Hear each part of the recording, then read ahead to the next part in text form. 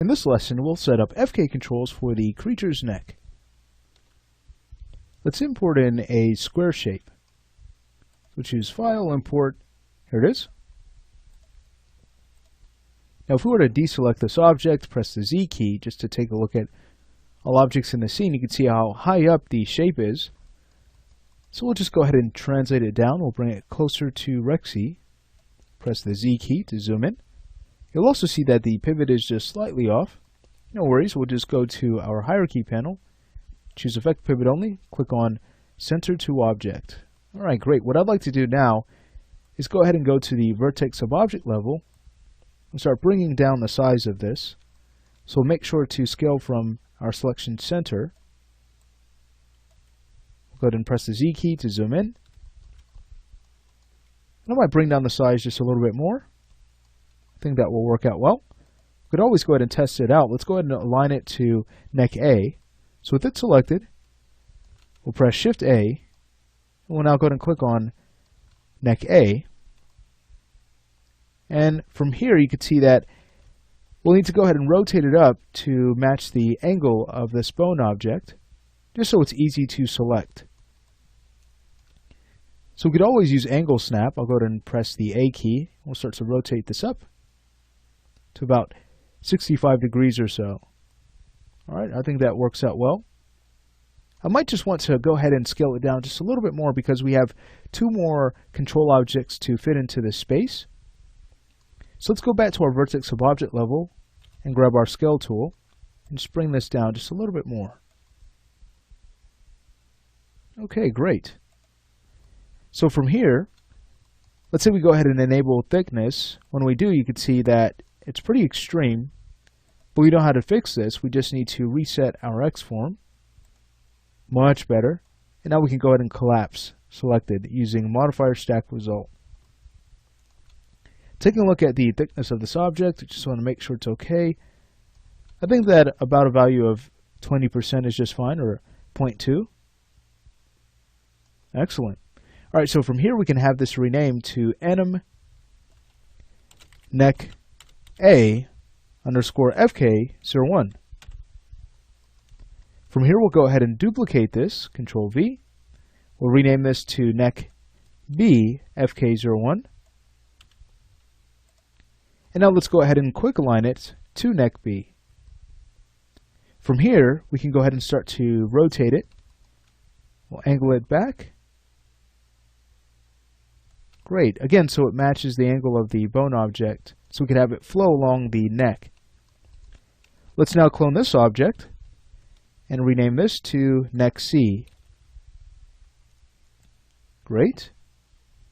We'll add the suffix FK01.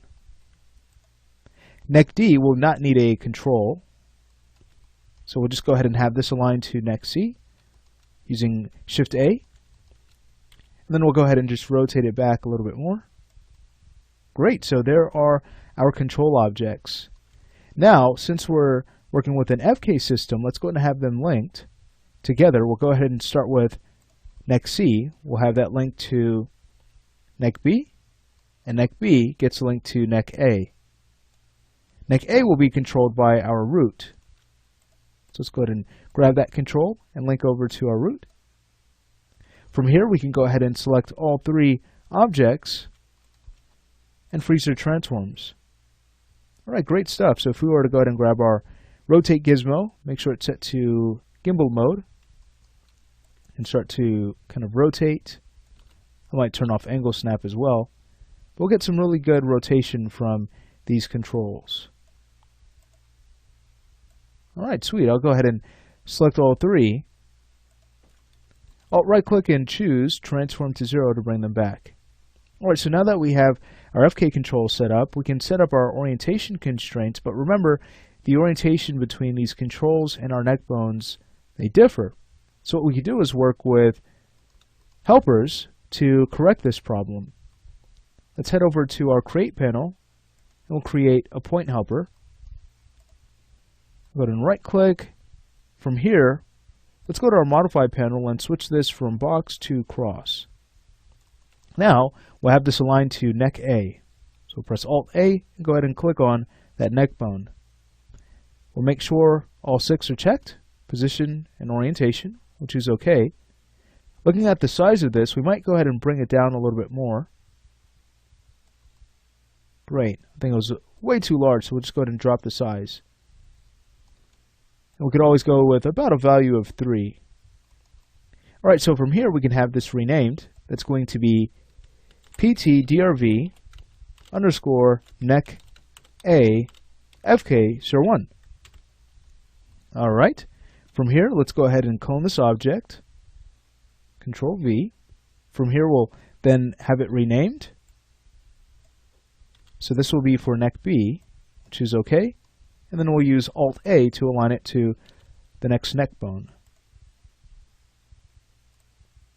Alrighty, let's go ahead and do that once again for nec C. Let's go ahead and clone this object, have it renamed, and then we'll use Alt A to align it to that neck bone. Alright, perfect. Now from here what I'd like to do is go ahead and make sure that they're all going to be linked to their control objects. So we could always start with nec C. Let's grab our link tool. We'll go ahead and link from the helper to the control. Let's take care of the next one. Okay, we have one more. Beautiful. Alright, at this point, we can go ahead and basically orientation constrain our FK neck bones over to these helpers. So we could always, again, start with nec C. With that bone object selected, we'll simply go ahead and Alt right click and choose the orientation constraint and then click on the helper.